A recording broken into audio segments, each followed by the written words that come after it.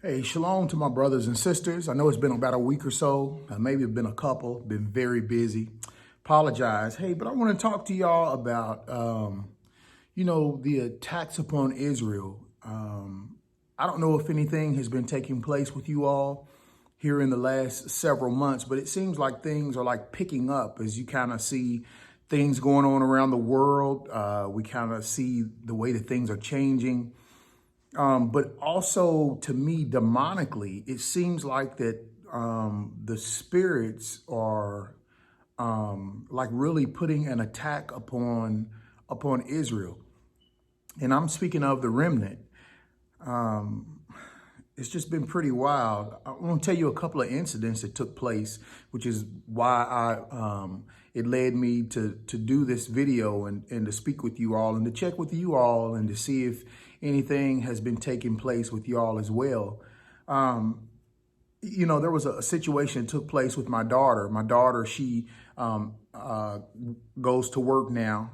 You know how it is with young folk. They feel like they have to at least make just a little bit of change to have some spending money. And, I understand that. And so my daughter, I allowed her to be able to get a job. So she's working in a place and she's doing her job, and she hears a Gentile walking in the next aisle on her cell phone. And this Gentile is apparently talking to someone, I would assume to be another Gentile. And she makes the statement of, that I don't see why black guys would want to even date or be with a black woman, because black women are dumb.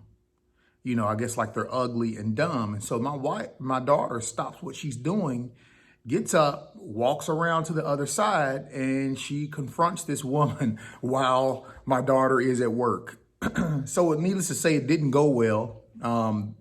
They had some words and, the woman walked off, of course. But, I was talking to my daughter and I was like, you have to learn to choose your words wisely when you talk to people.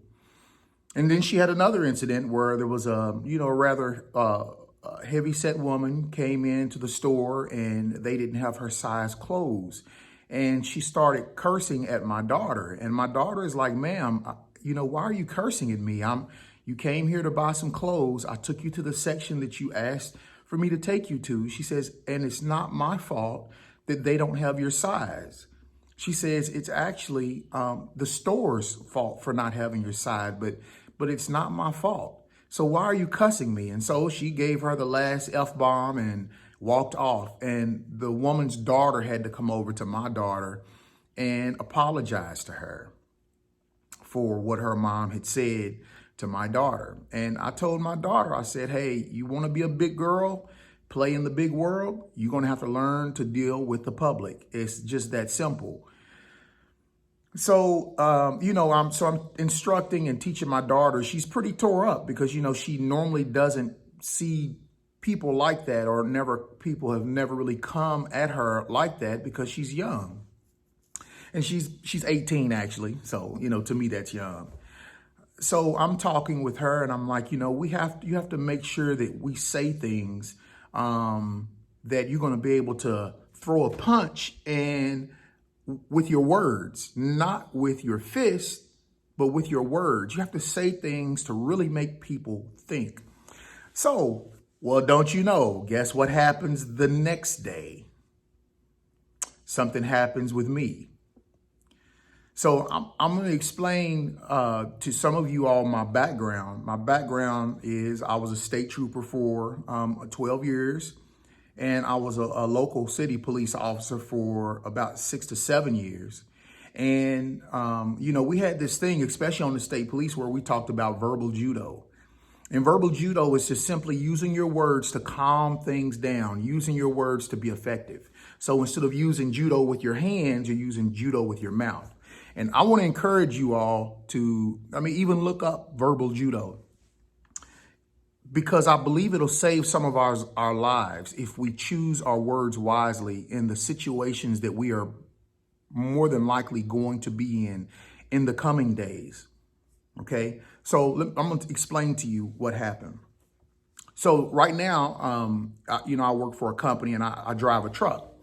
So I pulled into a truck stop that's right across the street from pretty much where I work. So I pull in, I run out, run into the store. I come back and there's a truck blocking the exit. So the trucks enter on one side and have to go around the building to exit. Well, this guy apparently chooses to block the exit. So, I pull in behind him. I blow my horn a couple of times, nobody comes out of the truck. So I'm assuming that he has walked into the truck. Well, it's been about 8, 9 minutes and I've been sitting there waiting for this guy to come out. So I get out of my truck, go knock on the truck door, and he's got a dog inside, but he's not there. So I walk back to my truck, try to see if I can squeeze around him one more time, and that didn't work. So I get out of my truck and I'm getting ready to go into the store, and the manager says, yeah, he's got you blocked in, doesn't he? I said, well, yeah, he's got me blocked in, but another truck had to turn around to get out because we can't get around him. So while I'm talking to the manager, this guy comes out. So I know he's coming out and he's looking down there while the manager and I are talking. And I said, he should have enough sense to know that if he's going to park like that, he's going to block everyone else in. So he said, he looks at me, he says, what'd you say? I said, come on, man. I said, you should know that you're blocking everyone in. There's one exit out for these trucks. He says, well, then if you can't get around my truck, then you can't drive. I said, it has nothing to do with being able to drive. It has to do with you blocking the exit for us to get out. So, he sits his cup down and he comes over and starts to get in my face. Now, I kind of play things out in my mind. If this situation happens to me, what am I going to do? If this situation happens to me, what am I going to do? So I already knew in my mind what I was going to say.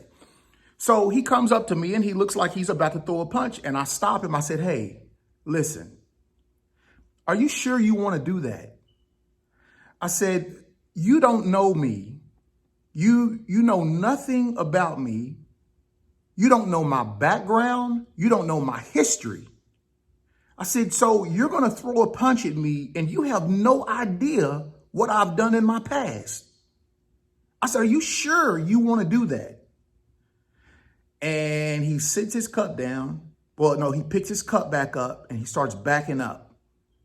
And he says, well, I didn't know I was blocking the path. I said, yeah, you're blocking the path. I said, as a matter of fact, the next time if you come, because I knew he was a trucker and he wasn't from the area where I'm at.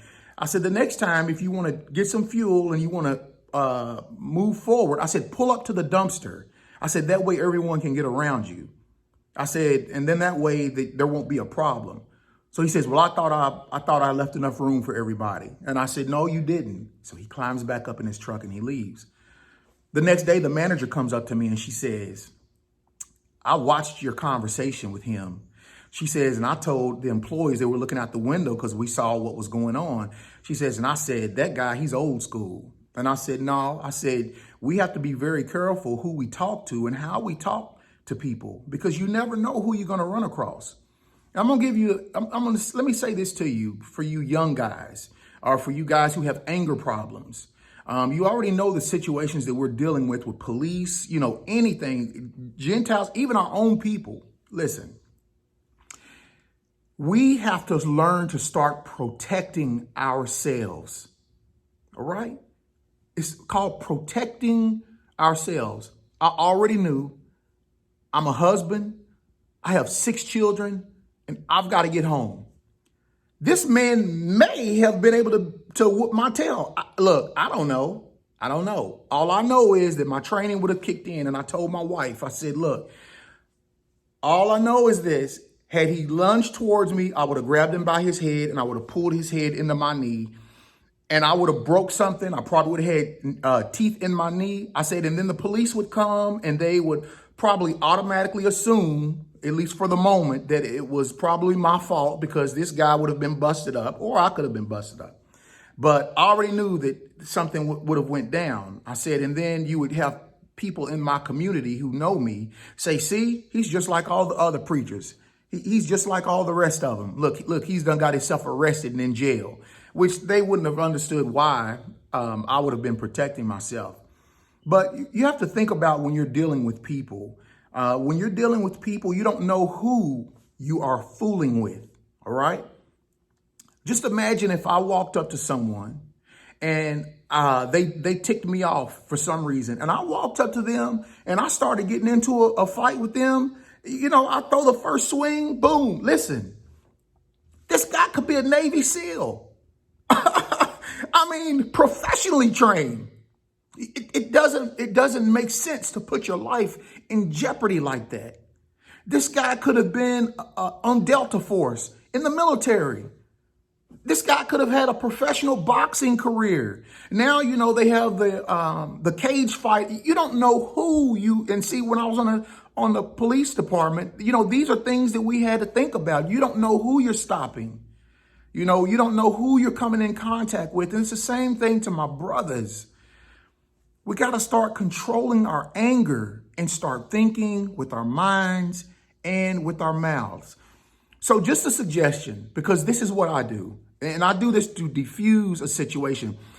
3 weeks prior, a guy pulls out in front of me and I blow my horn and he gives me the finger out the truck, out of his pickup truck. I mean, I'm coming. He pulls right out in front of me and doesn't even speed up. So he gives me the bird. I blow my horn again. He gives me the bird again. I blow my horn again. I said, for as many times as he gives me the bird, I'm going to blow my horn because, you know, I'm behind him and my horn is loud. So finally, he jerks off the road. He gets out of his truck and he says, come on, come on. I said, buddy, you don't know who you're dealing with. And I go ahead and keep on going. So, you know, we have to watch the anger that these people have in them. A lot of these people have demonic anger in them. And for you being a child of the Most High, they will attack that.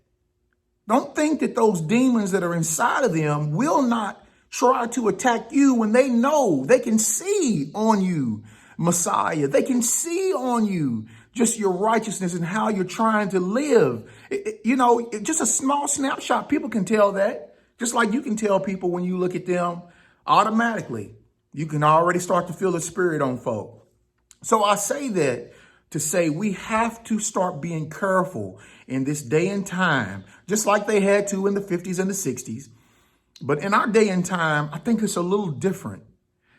In our day and time, it seems to be that this is moving to a different level. And we have to be very careful. We have to watch. We have to watch our words. Learn how to throw the jabs and the punches with your mouth.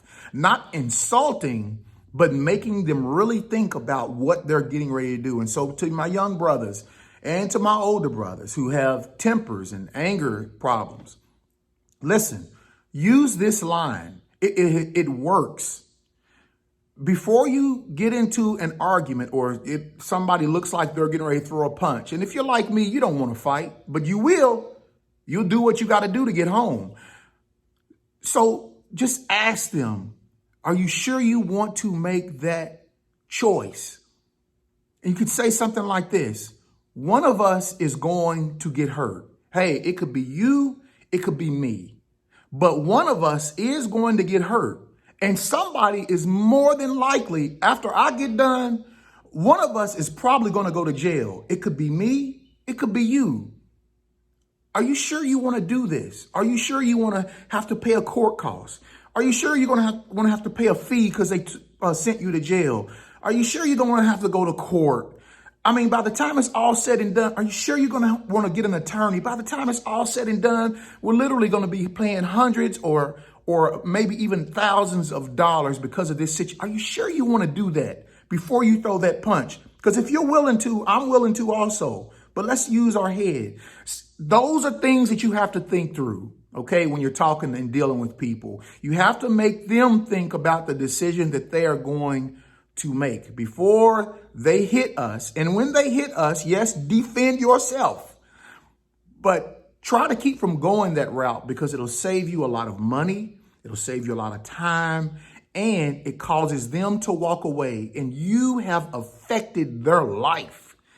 When that guy climbed back in his truck, and I told my daughter this, when that guy climbed back in his truck, that was a altering situation for him, because had he acted in his anger, there would have been a problem. But he had a black male check him and cause him to turn away and get back in his truck. See, that's life altering.